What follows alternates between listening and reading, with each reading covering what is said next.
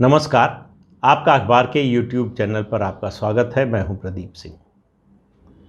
4 चुनाव 2014, 2017, 2019 और अब 2022 4 चुनाव हारने के बाद अखिलेश यादव को समझ में आया है कि राजनीति दूर दूर से नहीं होती और कम से कम अगर आप सत्ता में आना चाहते हैं तब तो कतई नहीं। अगर आपको मोती चाहिए सत्ता का तो गहरे पानी बैठकर ही आपको मिल पाएगा। किनारे खड़े होकर जो है आप केवल तमाशा देख सकते हैं, सत्ता नहीं मिल सकती। उन्होंने और उससे पहले उनके पिता मुलायम सिंह यादव ने पिछले 30 सालों में जितनी भी कोशिश कर ली, पार्टी का जनाधार एक थ्रेशोल्ड यानी 30% से ऊपर नहीं ले जा पाए। इस चुनाव में भी अगर उनके सहयोगी दलों के वोट निकाल दीजिए तो अखिलेश यादव वहीं पर खड़े हैं। उनके सामने बहुत विकट समस्या है। ये समस्या तब तक नहीं थी जब तक बीजेपी इतनी बड़ी प्लेयर नहीं बनी थी। जब तक उनका मुकाबला बहुजन समाज पार्टी से था, उसकी भी सीमा वही है। 29-30% से ऊपर वो पार्टी भी नहीं गई उत्तर प्रदेश में कभी आज तक, जब से बनी है। तो ये जो 30% वाली पार्टियां थीं, उनके लिए समस्या हुई जब एक 40% वाली पार्टी आ गई। अब उससे मुकाबले के लिए जो है आपको अपने जनाधार में इजाफा करना पड़ेगा, उसमें उसका विस्तार करना पड़ेगा और उसके लिए ज़मीन पर उतरना पड़ेगा, और वो आसान नहीं है। मंडल कमीशन की रिपोर्ट आने के बाद, लागू होने के बाद, मंडल आंदोलन के बाद जो एक माहौल बना था पिछड़ा वर्ग में, जिस तरह की राजनीतिक चेतना आई थी, जिस तरह की राजनीतिक सोच उनकी बनी थी, उसको मेरा मानना है कि मुलायम सिंह यादव हों या लालू प्रसाद यादव हों, इस तरह के नेताओं ने गंवा दिया। उन्होंने उस वो जो उभार था पिछड़ों का, उसको यादवों का उभार समझ लिया और उनको लगा कि अगर यादव हमारे साथ हैं तो फिर हमको किसी और की ज़रूरत नहीं है। मैं पिछड़े वर्ग की बात कर रहा हूँ। तो पिछड़े वर्ग की बाकी जातियों को उन्होंने इग्नोर करना शुरू किया। उनको या कहिए कि कम महत्व दिया, उतना महत्व दिया नहीं। जो कुछ था, सत्ता की सारी मलाई जो है वो यादवों और मुसलमानों में बंट गई। तो बिहार में स्थिति दूसरी है थोड़ी। बिहार में यादव और मुस्लिम मिलकर जो है संख्या बनती है वो ज़्यादा बड़ी है। उत्तर प्रदेश में ऐसा नहीं है। इसलिए लालू प्रसाद यादव का समीकरण ज़्यादा प्रभावी होता है बनिस्बत मुलायम सिंह यादव या अखिलेश यादव के। अखिलेश यादव अपने राजनीतिक जीवन में अभी तक कोई चुनाव जीते नहीं हैं। चुनाव जीते नहीं मतलब पार्टी जीती नहीं, अपना खुद का चुनाव तो जीते ही है। तो इसलिए उनके सामने और बड़ी समस्या है।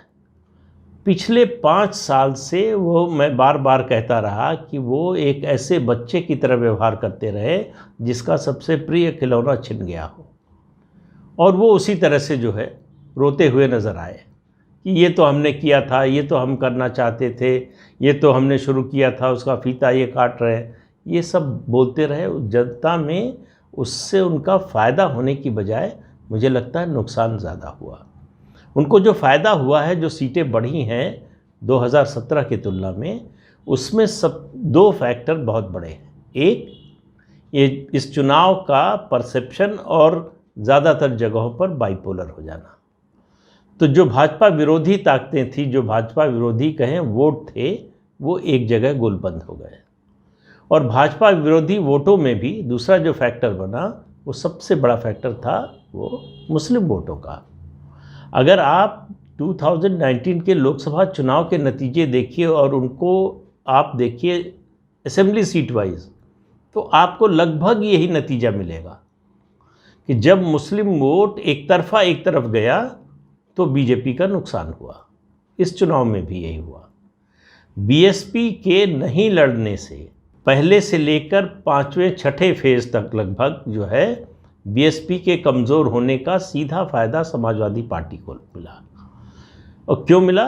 क्योंकि बीएसपी जो मुस्लिम वोट ले जाती थी वो नहीं ले जा पाई।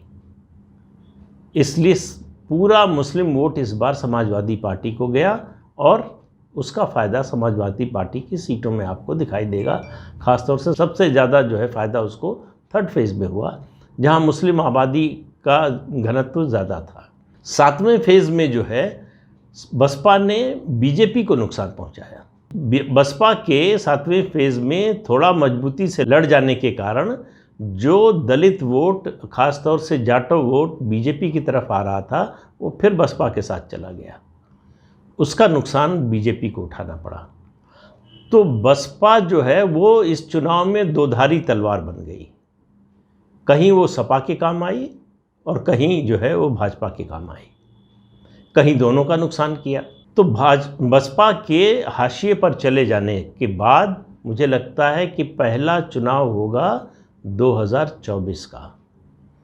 अखिलेश यादव के नेतृत्व की उनकी जो सामाजिक आधार या जनाधार बढ़ाने की क्षमता है, उसकी परीक्षा 24 में होने जा रही है। तो उन्होंने मेरी नज़र में ये अच्छा फैसला किया है कि लोकसभा से इस्तीफ़ा दिया, विधानसभा की सीट से नहीं, जैसी कि चर्चा हो रही थी। अब यहाँ रहकर, लखनऊ रहकर ही आप उत्तर प्रदेश की लड़ाई लड़ सकते हैं, दिल्ली में बैठकर नहीं लड़ सकते। तो एक संकेत तो ये दिया है, लेकिन दूसरा जो संकेत दिया है, ख़ासतौर से ये जो एमएलसी के चुनाव हो रहे हैं स्थानीय निकाय के, उनमें जो उन्होंने संदेश दिया है, जो टिकट बांटे हैं, उससे लगता है कि उनकी सोच में बदलाव नहीं आया या कोई और कारण है। उस कारण पर भी बात करूंगा। लेकिन 34 सीटें, कुल 36 सीटें थी, 2 उन्होंने आरएलडी को दे दी। और अब आप इस बात पर ध्यान दीजिए, इस 36 के बंटवारे में उन्होंने ओम प्रकाश राजभर की पार्टी को एक भी सीट नहीं दी है। तो इसका मतलब ओम प्रकाश राजभर की विश्वसनीयता या उनकी वफादारी उनकी नज़र में संदिग्ध हो गई। और ओम प्रकाश राजभर मुश्किल में है। मुश्किल में इसलिए हैं कि उनकी पार्टी के टिकट पर मुख्तार का बेटा और उसका भतीजा जीता है। अब ये जो है ओम प्रकाश राजभर के लिए आने वाले समय में मुश्किल बनने वाला है। लेकिन उनकी मुश्किल दूसरी भी है कि उनकी फंडिंग जो है, उनका आर्थिक जो स्रोत है, वो मुख्तार परिवार ही है। दूसरी बात, जो डरे हुए हैं ओम प्रकाश राजभर, उनका जो रसड़ा में, बलिया के रसड़ा में उनकी पार्टी का जो राष्ट्रीय मुख्यालय है, वो केनाल विभाग की ज़मीन पर बना हुआ है, तो किसी भी दिन गिराया जा सकता है। और उनको लग रहा है कि 5 साल हमने पहले गंवाए, मंत्री थे अच्छे खासे और झगड़ा करके छोड़ दिया, अब अगले 5 साल भी जो है सत्ता से बाहर रहना पड़ेगा। अखिलेश के साथ रह के तो कुछ मिलने वाला नहीं है। तो उनके यहाँ ये मंथन चल रहा है। बल्कि वो कहें कि आना तो चाहते हैं, बीजेपी अब उतनी उत्सुक नहीं दिख रही है। उनके आने से बीजेपी को फ़ायदा तो है, लेकिन उनको लेने के लिए चुनाव से पहले जितनी उत्सुक होती अब नहीं है। तो इसलिए मामला लटका हुआ है। लेकिन मैं बात अखिलेश यादव की कर रहा हूँ। तो 34 जो सीटें बची 2 देने के बाद आरएलडी को, उसमें से 19 सीटों पर उन्होंने यादव उम्मीदवार उतारे, 4 पर जो है नॉन यादव ओबीसी उतारे और 7 सीटें सवर्णों को दी, 4 सीटें मुसलमानों को दी।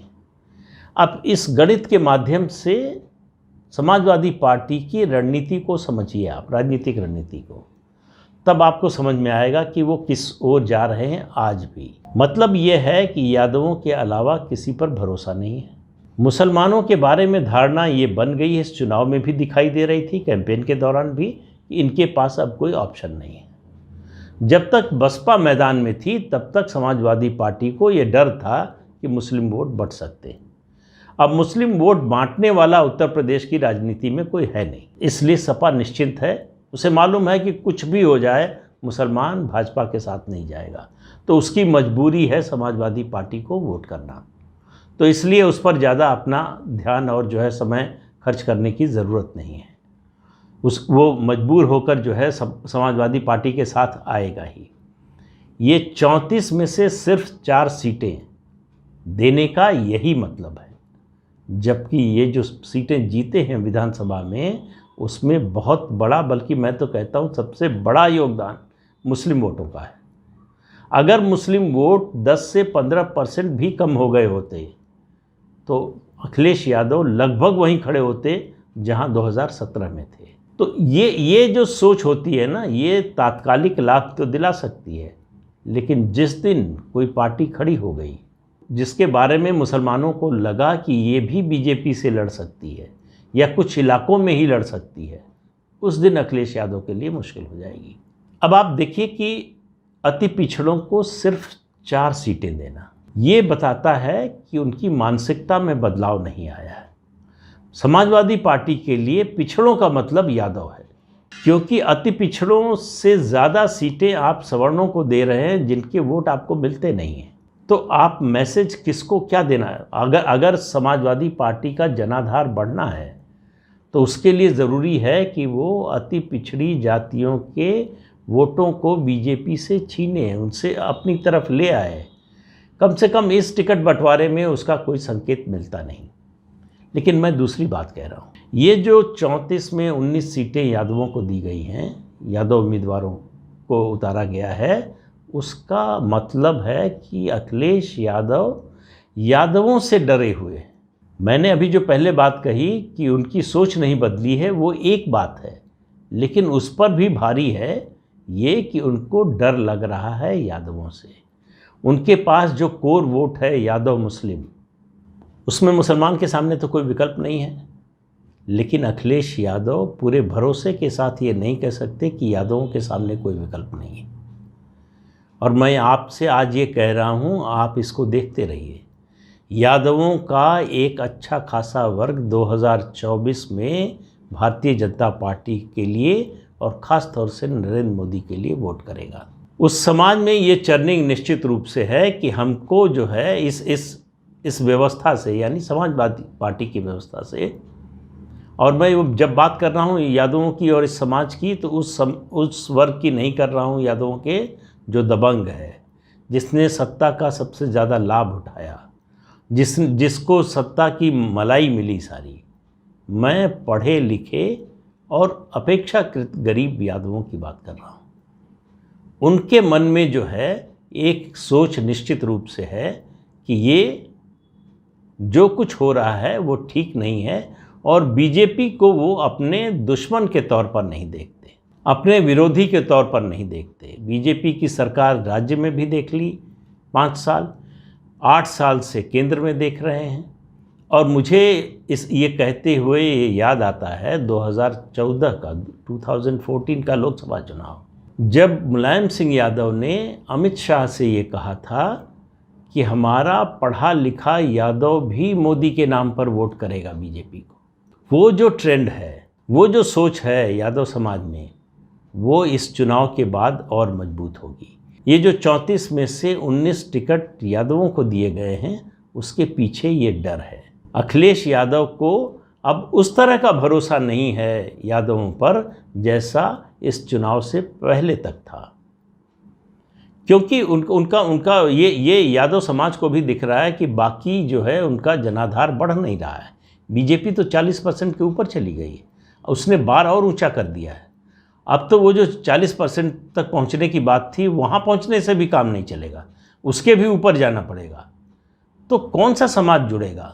अखिलेश यादव का ये फैसला, और मुझे लगता है कि ये फैसला उन्होंने आज़म खां से बात करने के बाद ही लिया होगा, दोनों ने, कि लोकसभा को छोड़ा जाए, लोकसभा सीट को, विधानसभा पर कंसंट्रेट किया जाए, क्योंकि 2024 और 2027, 2024 और 2027 ये दोनों चुनाव हारने के बाद समाजवादी पार्टी के सामने राजनीतिक अस्तित्व का खतरा होगा।